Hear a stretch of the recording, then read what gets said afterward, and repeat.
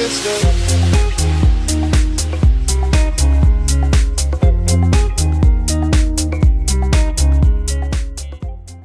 Alright guys, it's CK here and welcome back to Forza Horizon 3. Now today what I'm going to be doing is kind of going old school. We're going to be doing an old school drift build. It feels like forever since I've done one of these, and I thought I'd do it on quite an unusual car. It is the Chevy Vega. Now, I was quite pleased to see this thing in the Mountain Dew car pack, and I know a lot of people might be surprised by that, but the fact they're bringing in kind of notoriously bad cars and everything like that into the game is kind of fun to see, because as I said in my Dirt 4 video, apparently the Citroen 2CV is coming into the game in the next DLC, so I'm very excited for that. But anyway, we're going to go ahead and go into the upgrade system and do this thing up for proper drifting. So yeah, it's nice to actually do a drift build again. I've not really been doing a lot of them because they've kind of been overdone, but today that is the sort of mood that I'm in. Now, we do have the stock engine in it already, but we can swap the 6.2 litre V8 into it. But I don't know why, I kind of like the stock engine in this thing. It sounds quite nice, and it's just going to be a Chevy build where no one swaps a V8 into it. That's kind of rare, so we're going to stand out. We're going to break the mold and not fit a V8 into it. Now, what we could do is fit a supercharger or a single turbo into this engine. Since it is American, we'll shove a supercharger into it, and that's kind of what I prefer anyway. Superchargers are a little bit better at delivering power, because turbos, you kind of need to wait until the high rev range and then it just goes full VTEC on you. Now, dare I say it, that little lip spoiler actually adds something to this car. Do you not think that actually adds something to it? I think we're going to go for that. I mean, it kind of makes it look a bit more aggressive. I'm not normally one for these sorts of spoilers and that, but that does look pretty good on the front of this. Kind of reminds me of like the Z28, but if it was shrunken down. So, oh my god, we can get like big hood options, and we can get the blower. Okay. I don't know if to put that on there because that's a bit overkill for me. I don't think so, because I want to kind of keep the car relatively clean. So yes, we shall go for that. Now, what do you guys make of the Chevy Vega? Have you actually picked up the Mountain Dew car pack? It's been out for nearly a month now, and yeah, I know I'm a bit late behind on this car pack because a few things have been happening, but that's all sorted out now, thank God. So yeah, in the next car pack you can expect day one videos on it, which is going to be very fun indeed. 265s in the rear. That's not too bad. I thought it was going to be a little bit thinner, but that's actually a lot better than I expected, because with cars like this, they tend to be quite thin in terms of the tyre width. For example, the Hot Rod, which is in the game now, that's got very thin tyres when you fully do it up. So yeah, it's kind of nice to see they're a wee bit fatter than I expected.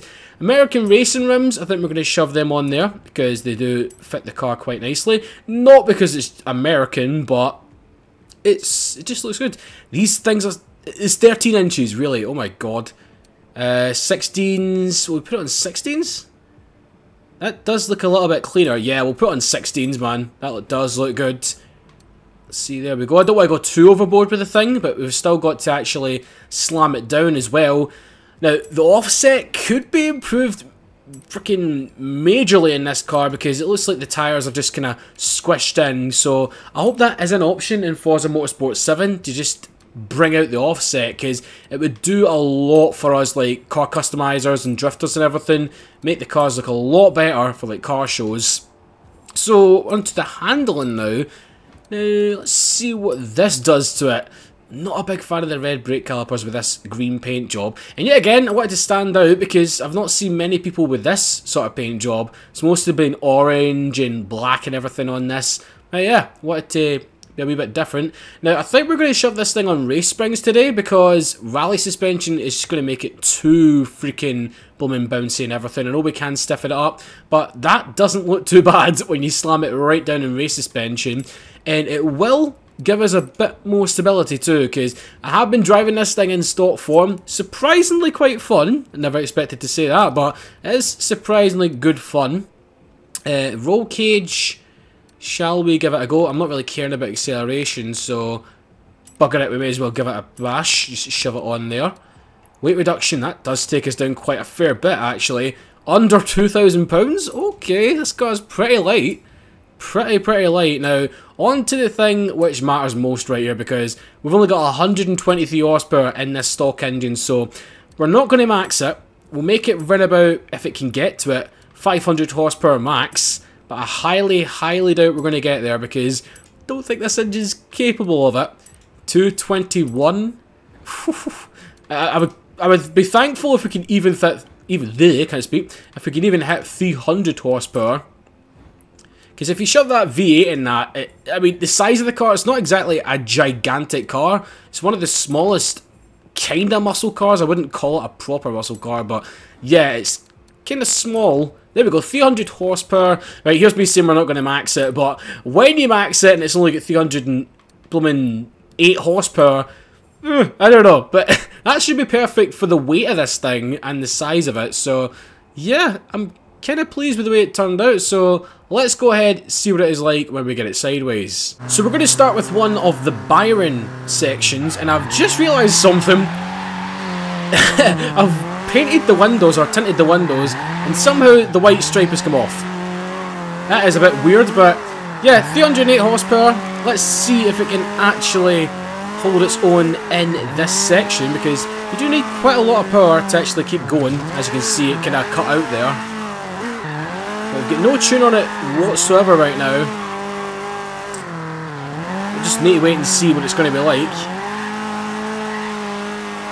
I mean, it is okay, but I've got a funny feeling this car will be a lot better for like the shorter corners. Oh god. That was bloody close. I don't think I've actually come out of second gear yet. It's a very... Oh shit. That was Horizon lag to the full there. I'm not really feeling it on this section, man. It doesn't really feel like it wants to slide for a very long time, man. I mean, the gearing's pretty good, actually. It's pretty good for it only being in, like, second gear. But I think we're going to need to fiddle about with it right now, just to make it a little bit shorter, I think. Let's see, tune. Gearing. We'll make it a little bit shorter. Put it up to there. And for third gear, I think we'll make it up a wee bit as well. About 175. Maybe that might do. Right, this is where we really need to sort stuff out here, because it is kind of still roly-poly. Get a wee bit stiffer. There we go. And right height. Oh, I completely forgot to do the right height. There we are. And I think that's roughly about it. Let's see what locking the diff would do. Because I know a lot of you guys always say, oh, why don't you lock the diff? So we'll give that a go. See how it does around maybe the same section. We'll give it a bash around here. Oh, that's instantly better, man. Yes, that is making it flow a lot easier. Hey, look at that. This is a very easy car to get sideways. No effort whatsoever there, just glides round, no bother at all. Kicking the clutch. Brake. How close was that to that transit van? Could have been a bit neater there, but fuck it.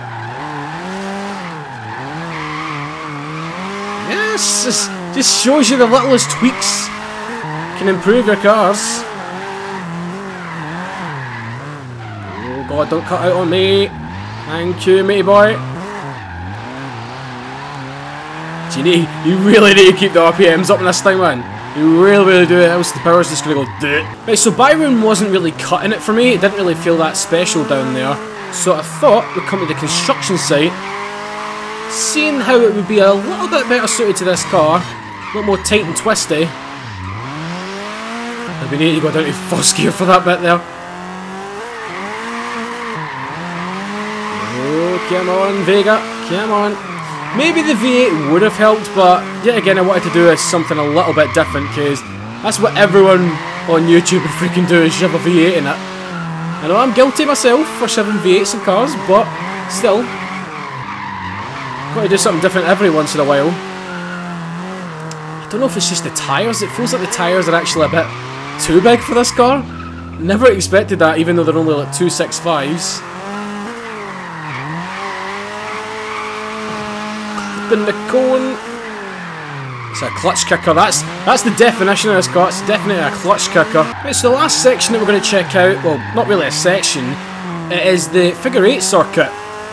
Hardly ever drifted on here like properly. I mean, I've kicked the car out a couple of times in that, in other cars and stuff, but not really properly drifted it. Oh, there we go. That's more like it. That is more like it, sonny boy. Let's see what the interior's like. Oh my god. 70s or freaking... I'd probably say 70s. 70s Chevy American Mobile right there. Over the bump we go. Handbrake. Keep it flung. Keep it flung. Yeah, definitely could use a bit more power than it is producing from this engine. Damn. Too bad the engine doesn't let us. Keep it going. Yeah, to a quick sum up, I would probably say this thing would suit like the tighter and twistier sort of roads, which I might actually head up to right now because there is one right here. You all know the one I'm talking about, my favourite road in the game. So here we are. Hopefully this might go a little bit better. So they're a wee bit more tighter and twistier, but I've got a funny feeling I might need to snake it like this all the way down. Yeah man, it's not really as good as I was expecting, seriously, because normally light cars like the Mazda and that are very, very good, but there's just something about this which is not really feeling it for me. I don't know what it is. It's that sort of thing you can't put your finger on. It is good nonetheless, right, if you kick the clutch like a mofo, but if you want to actually just transcend your drifts and keep it going, probably get another car, guys. A little bit of a disappointment, man. A little bit of a disappointment. But anyway, guys, let me know what you think of the Chevy Vega. Do you like it for drifting? Have you done it up for drifting? Or what else have you done it up for? I'm actually interested to know.